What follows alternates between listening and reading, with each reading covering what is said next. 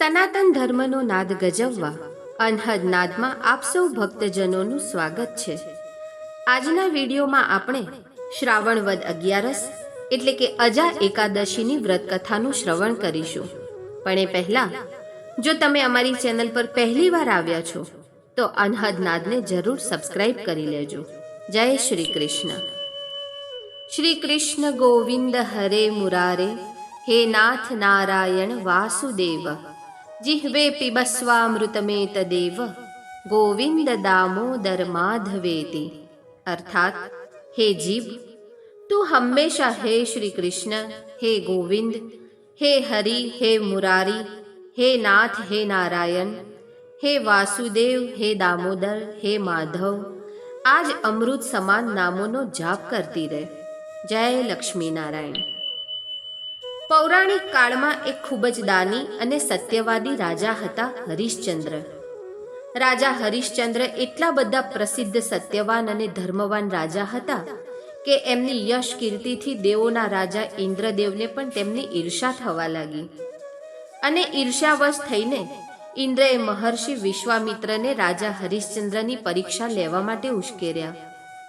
ઇન્દ્રદેવના કહેવાથી મહર્ષિ વિશ્વામિત્રએ પોતાના તપોબળથી રાજા હરિશ્ચંદ્રને એક સ્વપ્ન બતાવ્યું કે સ્વપ્નમાં રાજાએ પોતાનું બધું જ રાજપાટ ઋષિને દાનમાં આપી દીધું અને બીજા જ દિવસે મહર્ષિ વિશ્વામિત્ર અયોધ્યા આવ્યા અને રાજા હરિશ્ચંદ્ર પાસેથી પોતાનું રાજ્ય માંગવા લાગ્યા। મહર્ષિ વિશ્વામિત્રએ કહ્યું, કાલે રાત્રે સ્વપ્નમાં તમે તમારું બધું જ રાજપાટ મને દાન કરી દીધું છે અને સ્વપ્નમાં આપેલા દાનને પણ રાજા હરિશ્ચંદ્રે સ્વીકારી લીધું અને મહર્ષિ વિશ્વામિત્રને પોતાનું આખું રાજપાટ, ધન, વૈભવ બધું જ આપી દીધું।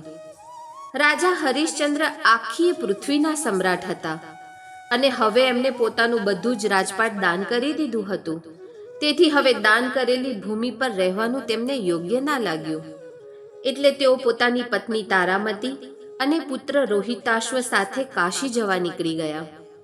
કેમ કે પુરાણોમાં એવું વર્ણન છે કે કાશી નગરી ભગવાન શિવજીના ત્રિશૂળ પર વસેલી છે, તેથી એ પૃથ્વી પર હોવા છતાં એને પૃથ્વીથી અલગ માનવામાં આવે છે। રાજા હરિશ્ચંદ્ર જ્યારે અયોધ્યા છોડીને જવા લાગ્યા ત્યારે વિશ્વામિત્ર ઋષિએ તેમની હજુ આકરી પરીક્ષા કરવા માટે કહ્યું, હે રાજન, જપ, તપ અને દાન એ દક્ષિણા આપ્યા વગર સફળ નથી થતા। તમે આટલું મોટું રાજ્ય દાનમાં આપી દીધું તો હવે તેની દક્ષિણામાં 1000 સોના મોર પણ આપી દો। હવે રાજા હરિશ્ચંદ્ર પાસે બિલકુલ ધન નહોતું।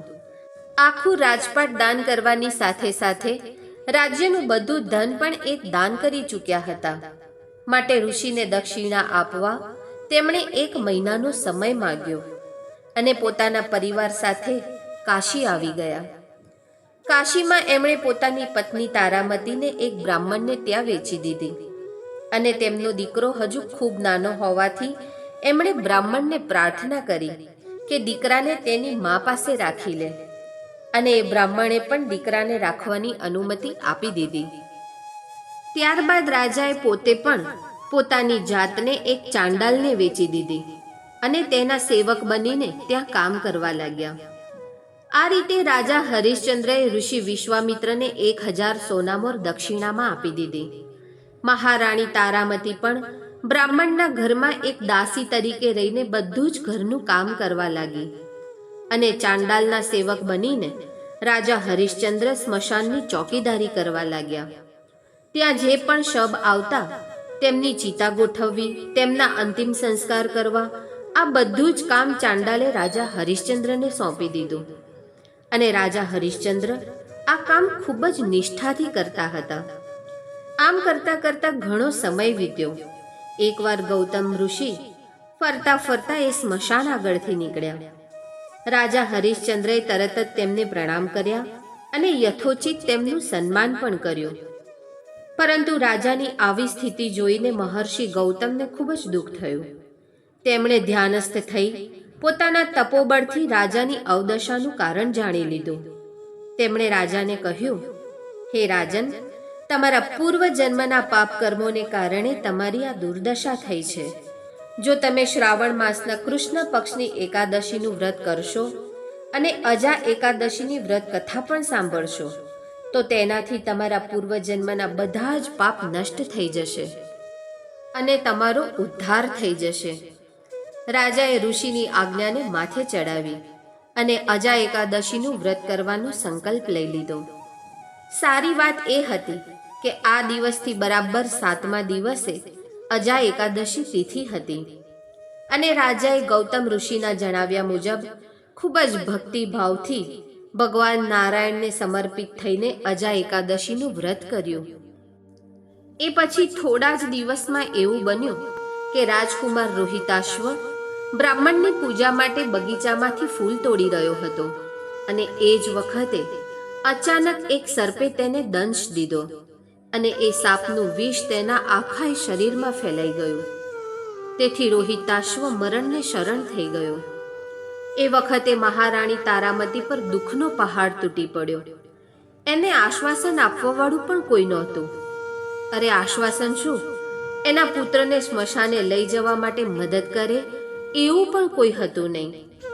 મહારાણી તારામતી તો ખૂબ જ રોતી કકડતી અને વિલાપ કરતી પોતાના પુત્રને ખોળામાં લઈને અંધારી રાત્રે એકલી જ સ્મશાને પહોંચી. એ પોતાના પુત્રના દેહનો અંતિમ સંસ્કાર કરવા માંગતી હતી. એ જ વખતે એક સ્ત્રીનો અત્યંત કરુણ વિલાપ સાંભળીને રાજા હરિશ્ચંદ્ર ત્યાં આવ્યા. બિચારી રાણી જોડે તો પોતાના પુત્રને દેહને ઢાંકવા માટેનું કપડું પણ નહોતું. રાજાએ પોતાના પુત્ર અને રાણીને ઓળખી લીધા. પોતાના પુત્રનો મૃતદેહ જોઈને રાજાને પણ ઘણું દુઃખ થયું. મનોમન રાજા ખૂબ કલ્પાંત કરવા લાગ્યા. એ જ વખતે મહારાણી તારામતી કરુણ સ્વરે કહેવા લાગી, મહારાજ, આપણા પુત્રના અંતિમ સંસ્કાર કરવા માટે મને ચિતા ગોઠવી આપો. રાજા હરિશ્ચંદ્ર ખૂબ જ દુઃખી થઈ ગયા, પણ એ પોતાના ધર્મપથ પરથી જરાય ડગ્યા નહીં. એમણે તારામતીને કહ્યું, રાણી, હું અહીંયા ચાંડાલનો સેવક છું. મારા સ્વામીએ મને કહી રાખ્યું છે કે ધન લીધા વગર અહીંયા કોઈની ચિતા ગોઠવવી નહીં અને અંતિમ સંસ્કાર પણ કરવા દેવા નહીં. અને હું મારા આ સેવક ધર્મને છોડી શકું એમ નથી. તો તમે પણ કંઈક આપીને પછી જ આ શબનો અંતિમ સંસ્કાર કરી શકશો. આ સાંભળીને રાણી તારામતી ધ્રુસકે ધ્રુસકે રડી પડી અને રડતા રડતા બોલી, મારી પાસે આ એક સાડી સિવાય બીજું કશું જ નથી. તમે આમાંથી અડધી સાડી લઈ લો. એમ કહી રાણી જેવી પોતાની સાડી ફાડવા જાય છે ત્યાં તો તરત જ સ્વયં ભગવાન વિષ્ણુ, ઇન્દ્રદેવ, ધર્મરાજ આદિ બધા જ દેવો વિશ્વામિત્ર ઋષિ સાથે ત્યાં પ્રગટ થયા. મહર્ષિ વિશ્વામિત્રએ કહ્યું, હે રાજન, તમારો રાજકુમાર મૃત્યુ નથી પામ્યો. આ બધું તો મેં મારી યોગ માયાથી રચ્યું હતું અને તમને ખરીદવા વાળો ચાંડાલ એ બીજું કોઈ નહીં પણ સાક્ષાત ધર્મરાજ ભગવાન જ છે. મહર્ષિ આગળ બોલ્યા, અજા એકાદશીના વ્રતથી તમારા બધા જ પાપ કર્મ નષ્ટ થઈ ગયા છે. ત્યારબાદ સત્યના પ્રભાવથી રાજા હરિશ્ચંદ્ર મહારાણી તારામતી સાથે ભગવાનના ધામમાં ચાલ્યા ગયા અને મહર્ષિ વિશ્વામિત્રએ રાજકુમાર રોહિતાશ્વને અયોધ્યાના રાજા બનાવી દીધા. હે ગોવિંદ, હે માધવ, હે કૃષ્ણ મુરારી, હે નારાયણ, હે વાસુદેવ, હે દામોદર, જેવા તમે રાજા હરિશ્ચંદ્ર અને રાણી તારામતીને ફળ્યા એવા અજા એકાદશીનું વ્રત કરનાર, વાર્તા કહેનાર, વાર્તા સાંભળનાર સૌને ફળજો. જય શ્રી કૃષ્ણ. હર હર મહાદેવ.